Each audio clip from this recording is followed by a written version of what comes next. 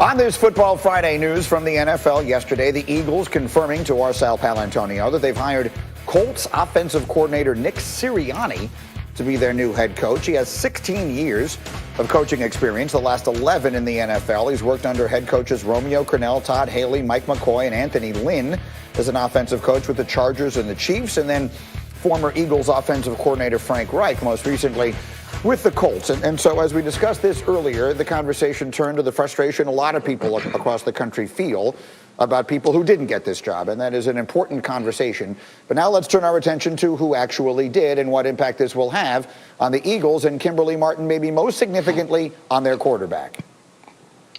Yeah, Greeny, if you're Carson Wentz, you have to feel somewhat good about the fact that the team went out and hired who people believe is an up-and-coming young head coach who not only has players wanting to play for him, but he's also in the Frank Reich school. He coached under Frank, and Carson had a great relationship with Frank Reich, and it's almost like the next best thing, I guess, if you're Carson Wentz, because there was a point where it seemed like these two sides, Carson and the Eagles, were bound for a divorce. Contract aside, it just seemed like both sides were not happy. Carson wasn't happy, and now this move signifies that yes, the Eagles drew that line in the sand. Peterson is gone. Carson, we believe in you. We want to fix you or fix the situation so we can have a prosperous season. So Nick Sirianni gives them that option. Right, which suggests to me, Ryan Clark, and it's the reason that I said it in the tease, I believe there is no player who will be under more pressure to perform next season than Carson Wentz, essentially for all the things that Kimberly just broke down.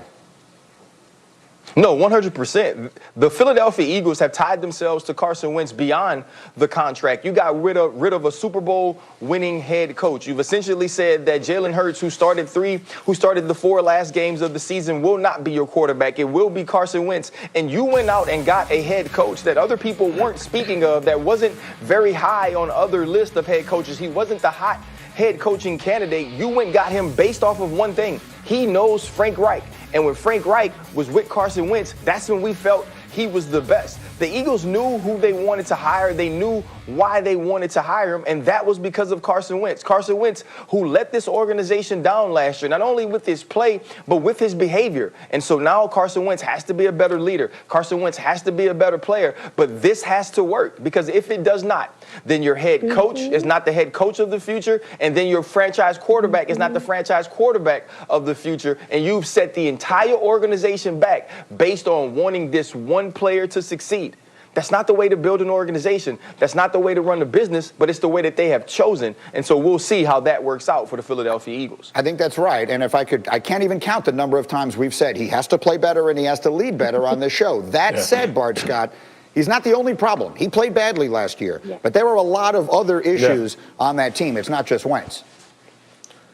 Right, I think the Philadelphia job right now is one of the worst jobs in the NFL, because they're $61 million or $64 million over the salary cap. So they can't even fulfill the necessary positions that they need so that Carson Wentz can play better. I mean, I think, a copy of a copy is still a copy, and it gets diluted. So a disciple of Frank Reich doesn't mean that he's Frank Reich. And just because he comes over, he brings the same playbook doesn't mean that you're going to get the same result. And a house divided can't stand, because the most popular person in any locker room is the backup quarterback, and Jalen Hurts showed that he could perform. So I don't know if Philadelphia is finished yet. I think I look at Indianapolis and say, hey, maybe they still might try and deal Carson Wentz to Indianapolis, because you can't have two quarterbacks and a locker room divided saying, hey, man, I think Jalen is a little better. And if Carson Wentz struggles early on, will he feel the pressure of having that elephant in the room, knowing that the fans may want Jalen Hurts and some of his teammates may want Jalen Hurts? So I think this is a bad job, and they have a lot of work to do. But listen, they sold their soul to win a championship, and they brought that organization, that franchise, their first championship. So it's always ugly. Divorce is always ugly when you're trying to rebuild after you spent all the money and no more cheese is available for the taco. I got 15 seconds, Ryan Clark. Do you believe that this means Hurts can't be there? Is it impossible in your mind to keep Wentz and Hurts next year? No. No, Hurts can be there. I think when we were talking about, or when Dan kept saying that these guys both can't be in the same quarterback room, it was because we believed Jalen Hurts would be the starter and Carson Wentz would have to be the backup. Jalen Hurts is going through quarterback controversy. He's been replaced. He's had to leave and transfer schools. Jalen Hurts understands being in this position. He understands where he was drafted. I believe that he'll be the type of guy that can stay in this locker room and do the work. Can Carson Wentz handle the pressure of having a quarterback that can produce right behind him? Yes, I mean, basically, in that case, you were the new coach and you're stepping directly into a quarterback controversy, which is the last thing any coach ever wants. Start with you. The Buffalo Bills will win if... Greeny, they'll win if Josh Allen protects the football. In fact, the entire team protects the football. Josh Allen doesn't press, doesn't try to do too much. His receivers hang on to the ball, no drops. And on offense, they stay aggressive and do not settle for field goals. If they do all that, I think Bills Mafia will be jumping through even more tables come Sunday night. RC, let me come to you on the other side. The Chiefs will win if... Man, y'all forget all that what Kimberly said. The Chiefs are going to win this game if Patrick Mahomes plays. The end of my analysis. Okay. Wow. It's kind of hard to pick against him, and I'll give you some numbers why to go. Meanwhile, let me go to the NFC game. Rob Ninkovich, I'm coming to you. The Tampa Bay Buccaneers will win Sunday if... Tom Brady is clean as a whistle after this game and has no Lambeau grass stains all over his jersey on his back. So the offensive line is going to have to do a great job, set the tone early, protect Tom, let him evaluate the field and make the best decisions like he does in playoff games, and Tampa will win this football game. They've kept him clean the last few weeks. And then, Bart, how about the other side for you? The Packers will win if... Crew raises havoc on Tom Brady and makes it a one-dimensional game where they can stop the run and makes Bruce Aaron and Byron Leftwich and Tom Brady go no risk it, no biscuit. With Zaire Alexander, I think all the attention's going to Jalen Ramsey, how great he is. Zaire Alexander is the number one corner in his league. And if Tom Brady has to put the ball up over 30, 40 times, game over, barbecue chicken. See you later, Tom Brady. See you in Cabo.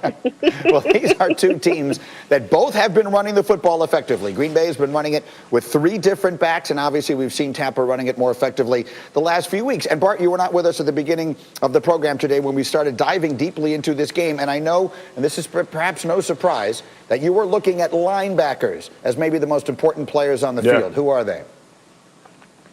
I mean, I think Levante David and Devin White, man, I had a flashback to, like, going against those Pittsburgh Steelers when they had Foote and Ferrier, or, Ray Lewis and Ed Hartwell, Kuechly and Thomas Davis. They affect the game so greatly, and greatness comes in every shape and size and every position, but they have great players that are able to affect the passing game and also affect the running game at the same time. They're flashback, throwback linebackers that can play 3 downs. They stay on the field. You saw last week David was able to harass Cook enough to make the pass off site and get the interception that way. Watching these two guys play remind me of football, how it was played in the early 2000s when the defense was led by middle linebackers and the communication and their ability to stay on the football field and come with that hit stick. R.C. White is your guy, from LSU, and I tell you, any football fan watching the games can just see he is all over the field. Listen, you look at Tyrann Mathieu, he's just extremely intelligent, right? He understands what he's going to do. But are we talking about Devin White or Tyrann? Yes, I was reading Devin White. Devin White. My bad. Listen. Wake up, Craig. Listen, he just wants to talk about LSU all day. I was reading the outline that I was sent, and I got confused. Now, we look at Devin White, I think this is a dude that's been a star since he came on campus. And you think about the interception he has last week and the fumble recovery. He finished those plays like Derrick Henry. He's a dude that is out for blood. And listening to him post-game, he's not done. You saw the way he was talking about Todd Bowles and the way that he had them prepared, the fact that he was going to hunt, he was going to seek, he was going to destroy. I think those things carry over into this week. And Bart is exactly right. It's not just one of them. Right, when you look at Levante David, who was the leader of this team before Devin White got there, he's a dude who has raised him up, a guy who has helped him get to this point. And he's a star in this league. I believe Devin White was a Pro Bowl snub, but he's going to show everybody why he belonged once again when he's matched up with Aaron Jones this week in a matchup that they dominated in week 6 of this season. Absolutely, and forced Aaron Rodgers into 2 of the 5 interceptions he's thrown in 18 games this year. And Kimberly, you'll be covering this. And while the spotlight obviously is on the quarterbacks because they are 2 legends, it really might be the defenses who wind up deciding this game.